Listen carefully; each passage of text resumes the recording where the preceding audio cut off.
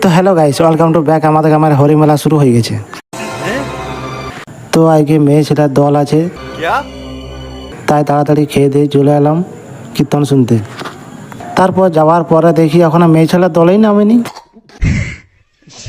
ধুস শালা, তাড়াতাড়ি এসে বেকার হয়ে গেল।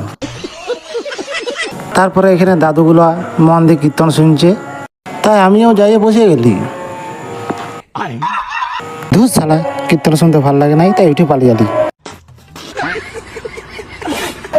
তারপর হাঁটতে হাঁটতে চলে আলি স্কুল ধারকে, কারণ স্কুলে আছে আমাদের লেডিস ড্যান্সারগুলো।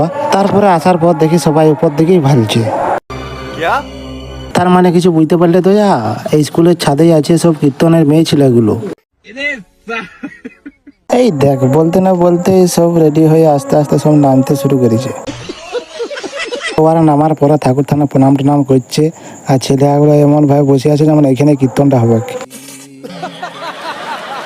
এখানে কীর্তনের মেয়ে ছেলেগুলো এগিয়ে এগিয়ে যাচ্ছে, ছেলেগুলোও পেছু পেছু যাচ্ছে। তারপর এসে দেখি কীর্তন শুরু হয়ে গেছে। দূরে দাঁড়াইছিলি, ভালো দেখতে পাচ্ছিলি না, তাই সামনে এসে বসে গেলি। আর ইয়ারা যা কমর দোলাচ্ছে, ইয়াদের কমর দোলানি দেখে একটা দাদু না থাকতে পারে এসে দিয়ে দিল মানে মেডেল।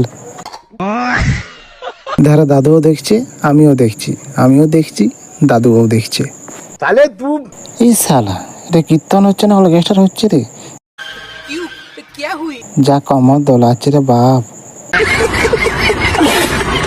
ইয়ারাকে দেখে মনে হয় না যে কীর্তন করতে আইছে, ইয়ারা নাচ করতে আইছে যে।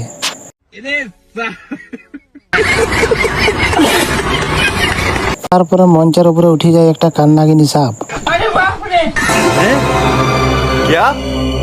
তারপর একটা সাপুরে আসে, তাকে বিন বাজায় ধরার চেষ্টা করছে। আর ইয়ারা আবার মিয়ায় মিয়ায় বিয়া করে নিচ্ছে। তারপরে আমার বন্ধুগুলা দেখছি ধরো দমে চাড়ে নাচ করছে। তারপরে আমিও যাই ওদের সঙ্গে নাচতে লাগিয়ে গেলি।